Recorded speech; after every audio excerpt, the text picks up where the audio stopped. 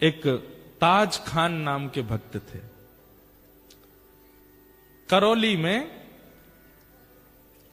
Post office में काम करते थे, चिट्ठियां इधर उधर पहुंचाने के। ये अच्छे मुसलमान थे।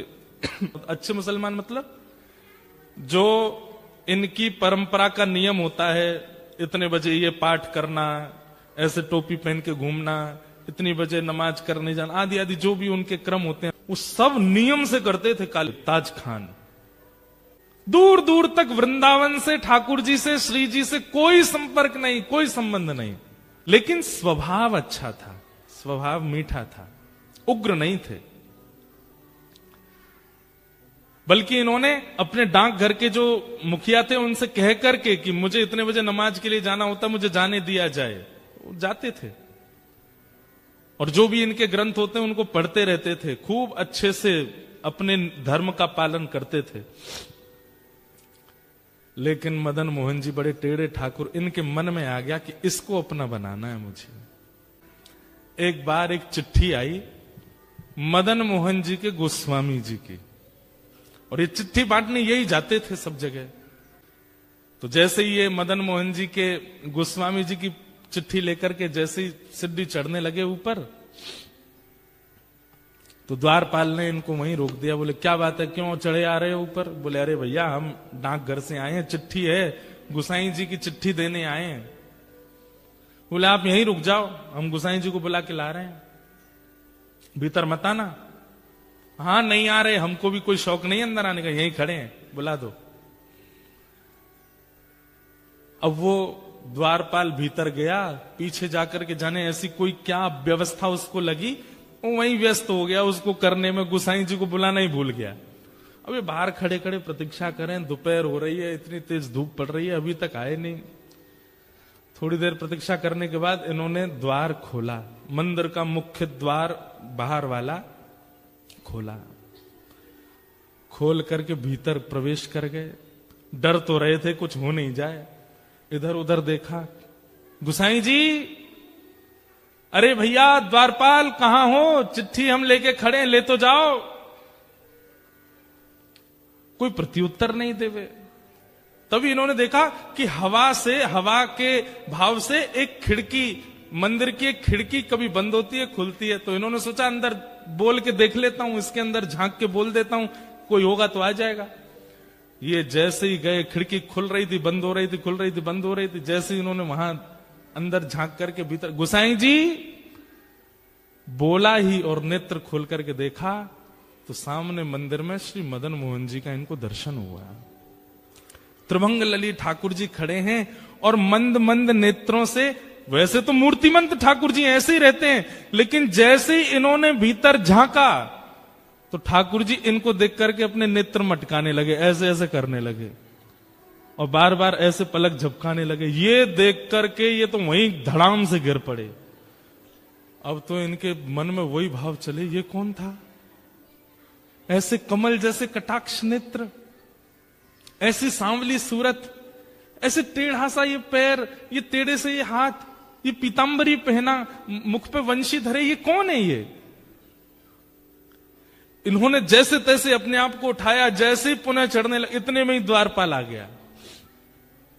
ए, तुमको मना किया था भीतर मत आना, तुम भीतर घुसे चले आए। भैया तेरे हाथ जोड़, एक बार देखने दे, मैं चला जाऊंगा, मैं मेरे को नहीं आऊंगा, दोबारा नहीं आऊंगा, एक बार देखने। बोल बिल्कुल नहीं, निकलो यहां से बाहर। जैसे किसी प्यासे को 2 बूंद पानी पिला करके पानी दूर कर लिया जाए, वो स्थिति हो गई। चिट्ठी देकर के द्वारपाल को ये तो चले गए, लेकिन मन चुरा लिया ठाकुर जी ने। मेरो मन गिरधर छवि पे अटक्यो। काले खां चले गए, लेकिन अब चल रहे हैं तो भी नेत्र बंद करते हैं तो वही स्वरूप दिखाई दे रहा है। वो नेत्र अपने ऐसे ऐसे मटका रहे थे, वो अनुभव आ रहा है। एक जगह बैठे रह जाते हैं, सोचते रहते हैं ये कौन था, ये ग्वारिया बालक कौन था, ये सांवरा सलोना कौन था। आज तक कभी अपने नमाज के समय में, अपनी दिनचर्या में कभी बदल फेर नहीं हुआ, लेकिन अब करने कुछ और जाते हैं, करने कुछ और लग जाते हैं। स्थिति आपे से बाहर चली गई। अब तो ये मदन मोहन जी के मंदिर की जो सीढ़ियां थी, वहां से जब निकलते तो नीचे से देखते रहते, कब बुलाएंगे मुझे, कब स्वीकार करेंगे मुझे, कब दर्शन देंगे मुझे। बहुत दिन तक प्रयास किया कि ये मुझे कैसे भी ऊपर बुला लें, एक बार अपनी रूप छटा दिखा दें, लेकिन ठाकुर जी तो उनका स्वभाव है तड़पाना। जब नहीं दर्शन हुए तो एक दिन काले खां ने कसम खा ली, बोले ठाकुर जी या तो मुझे दिख जाओ, या तो मुझे मिल जाओ, नहीं तो मैं अनशन व्रत पर बैठ रहा हूं, मृत्यु पर्यंत प्राण त्याग दूंगा। ऐसी स्थिति हो गई। धीरे धीरे अपना काम छोड़ दिया, परिवार वालों से दूर रहने लगे, अपने नियम क्रम सब से बिल्कुल ना इधर के रहे ना इधर के, बीच में आ गए बिल्कुल। स्थिति अवर्णनीय हो गई। एक दिन, 2 दिन, 3 दिन व्यतीत हो गए भोजन किए बिना।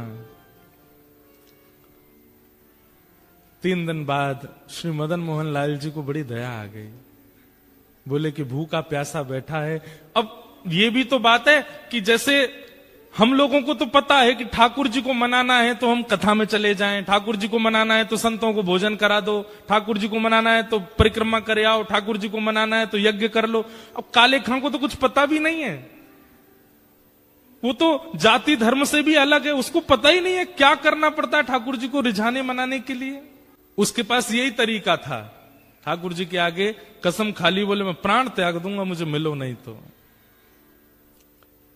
3 दिन जब बीत गए बिना कुछ खाए पिए, तो रात में जब मंदिर बंद हुआ, मंदिर बंद होते ही सब गुसाई आदि सब चले गए, तो श्री मदन मोहन लाल जी अपने गहने जेवर आदि सब उतार करके एक सामान्य से ग्वारिया का रूप धारण किया। एक धोती पहनी, बगलबंदी पहनी, सिर पर एक स्वाफा बांधा, बिल्कुल ऐसे हो गए साधारण से। और जो भोजन की थाली श्री मदन मोहन जी की रात में रखी जाती थी, बंटा भोग बोलते हैं उसको, श्री मदन मोहन लाल जी का जो रखा था, ठाकुर जी ने उसको उठाया खुद और निकल पड़े काले खां के पास। यहां पर मरणासन अवस्था में काले खां बैठा है, गला सूख गया है, आंखें मरने को हो रही हैं, और उस समय पर द्वार पर दस्तक होती है, खटखटाने की आवाज आती है। काले खां जैसे तैसे खिसक करके जाता है, जैसे ही द्वार खोलता है तभी सामने देखता है एक नन्हा सा कुमार बालक, आयु होगी 8-9 वर्ष की, सिर पर स्वाफा बांध करके और ऐसे कमर पर अपने थाली लेकर के और दूसरे कमर पर हाथ धर के द्वार पे आके खड़े हो गए और आकर के बोले, तुम्हारा नाम काले खां है? काले खां बोले, हाँ भैया मेरा नाम काले खां, पर तुम कौन हो? और ये इतने सुंदर हो, इतने प्यारे हो, तुम्हारी मैया नहीं है, तुम्हारे पिताजी नहीं है जो आधी रात में तुमको अकेला छोड़ दिया? अरे हम देखने में छोटे लगते हैं, वास्तव में तो श्री मदन मोहन जी मंदिर के हम टहलुआ हैं, रात भर चौकीदारी करते हैं। डोल टहलुआ कहते हैं जो टहल टहल करके रखवाली करे। कई लोग होते हैं ना, उम्र तो बड़ी होती है दिखने में, वही है हमारा भी, उम्र तो हमारी बहुत है। कितनी उम्र होगी? बोले गिन नहीं पाओगे, 2-3 हजार साल के तो हैं हम। तो काले खां बोला मजाक कर रहा है भाई, छोटा बालक है, बड़ी बड़ी बात कर रहा है। अच्छा भैया मदन मोहन जी मंदिर से आए? बोले हाँ। क्यों आए? बोले को वहां के जो गोस्वामी जी है ना, पता नहीं उनके मन में क्या बात आई, मेरे को आकर के थाल पकड़ा दी और बोले जाओ जाकर के काले खां को प्रसाद दे आओ, बोल दो मदन मोहन जी ने प्रसाद भेजा है।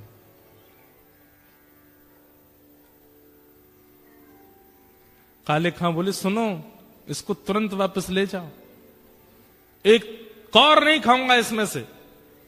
ये मैं सब जानता हूं ये लीला कौन कर रहा है, ये वही छलिया, वही कपटी, वही मरकट बंधु, मुझे एक झलक दिखा करके इतना परेशान कर दिया और अब मेरे अनशन को तुड़वाने के लिए थाल भेज दी है। कह देना गोस्वामी जी से, जब तक दर्शन नहीं होगा मैं ये प्रसाद नहीं पाऊंगा, और मुझे दर्शन होगा नहीं क्योंकि मैं तो मुसलमान हूं, मुझे मंदिर में प्रवेश मिलेगा नहीं, इसलिए मुझे प्राण त्यागने पड़ेंगे, दोबारा जन्म लेना पड़ेगा। और सुनो, एक बात और कह देना अपने मदन मोहन से, बोले क्या, उसने जो अपना नाम धर रखा है ना जगन्नाथ, मैंने सुना था कहीं उनका नाम जगन्नाथ है, उनसे कह दो कि तुम जगन्नाथ नहीं हो, अपना नाम रखो हिंदूनाथ, तुम केवल हिंदुओं के नाथ हो, ये जगतनाथ मत बोला करो अपने आप को। ठाकुर जी खड़े खड़े सुन रहे हैं, बोले सुनो गुसाई जी की बात तो सुन लो पूरी। काले खां बोले क्या, बोले इसमें से प्रसाद पा लेना, और प्रसाद पा करके सुबह बर्तन मांज करके मंदिर दे जाना और मदन मोहन जी के दर्शन कर जाना। गुसाई जी ने आज्ञा दी। सुन करके काले खां खुश हो गए। लेकिन अब स्थिति ये हो गई कि पहले तो हर जगह मदन मोहन जी दिखते थे, लेकिन अब वो टहलुआ दिख रहा है। अब ये मोहन थार उठा में तब भी टहलुआ का स्मरण हो, पूड़ी उठा में तो भी टहलुआ का स्मरण हो, सब्जी खा में तो भी। अब ये मन में विचार करने लगे, मेरे मन में कोई रोग हो गया है। ये पहले तो मदन मोहन अच्छे लग रहे थे, अब उनका सेवादार ये टहलुआ अच्छा लग रहा है, कहीं ऐसा नहीं हो ये मेरे संग हो क्या रहा है, किसी ने टोना टोटका तो नहीं कर दिया मुझ पे। रात भर मन में विचार करने लगे, अपने मन से कहने लगे टहलुआ नहीं मदन मोहन, उनको याद करो। लेकिन याद करें मदन मोहन जी को, खड़ा दिखाई दे टहलुआ ऐसे थाली लेकर के। रात्रि में ठाकुर जी ने गोस्वामी जी को सपना दिया, और सपने देकर के कहा, बोले पहले दिन चिट्ठी लेकर के मेरा भक्त काले खां आया था, द्वारपाल ने उसको डांट भगा दिया। अरे गोस्वामी जी मुझे उसको स्वीकार करना, और मैं उसे स्वीकार कर चुका हूं। 3 दिन से अनशन व्रत पे था, मैं अपनी सोने की थाल में भोजन देकर के आया हूं। कल वो थाल धो करके जब मंदिर आवे सब उसको रोकेंगे, लेकिन आप आकर के उसको भीतर बुला लेना, मेरा दर्शन कराना। गोस्वामी जी बोले नाथ आपकी कैसी कृपा, आप जिसको स्वीकार कर लेते हैं फिर कुछ विचार नहीं करते। रात भर भोजन तो कर नहीं पाए, वो यही सोचने लगे टहलुआ टहलुआ, अरे नहीं नहीं मदन मोहन मदन मोहन मदन मोहन मदन मोहन, नहीं टहलुआ टहलुआ टहलुआ। मदन मोहन जी अब टहलुआ के रूप में उसको दिखने लगे, वो वहीं प्रेम होने लगा।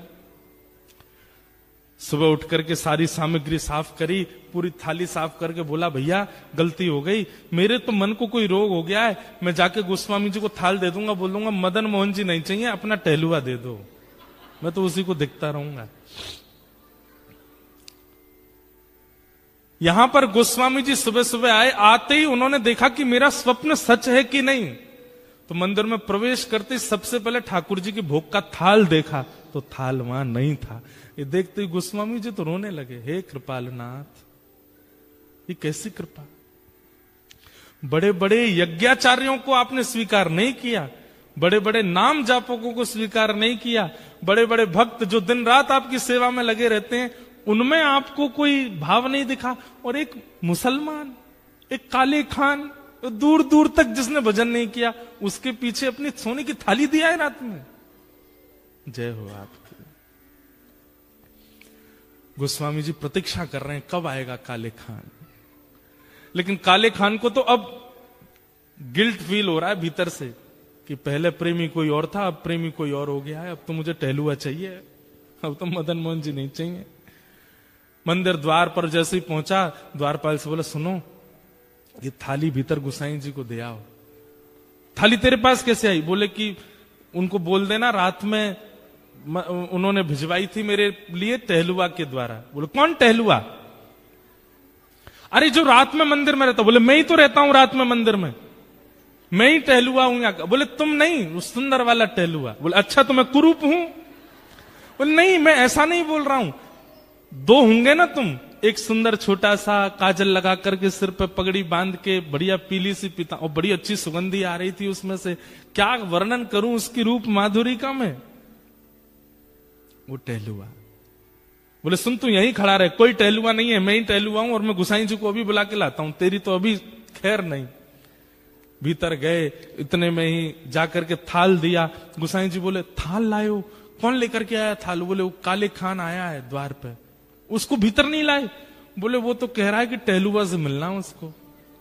और मैं ही टहलुआ हूं, वो पता नहीं कौन से टहलुआ का वर्णन कर रहा है। गोस्वामी जी निकल के बाहर आए, अप्रस में थे फिर भी बाहर आ गए, नेत्रों में आंसू।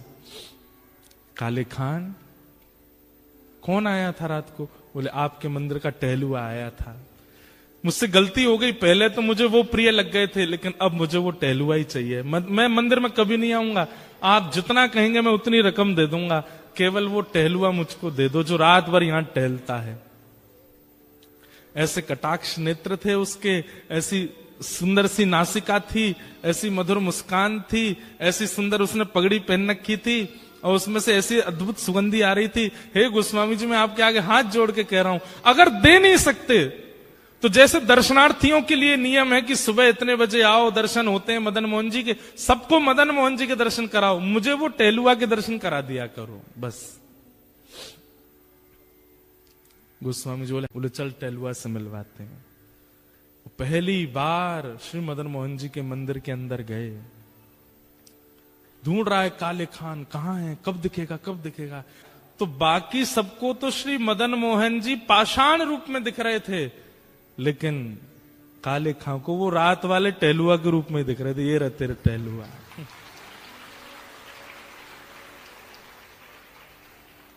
नेत्र सजल हो गए। वो सजल होकर के बस उसी दिन मदन मोहन जी के श्री चरणों को प्रणाम किया। बोले स्वयं ठाकुर जी टहलुआ बन के आए मेरे घर पे, इतना श्रम किया और जीवन भर के लिए श्री मदन मोहन जी के दास बन गए। कौन? काले खान।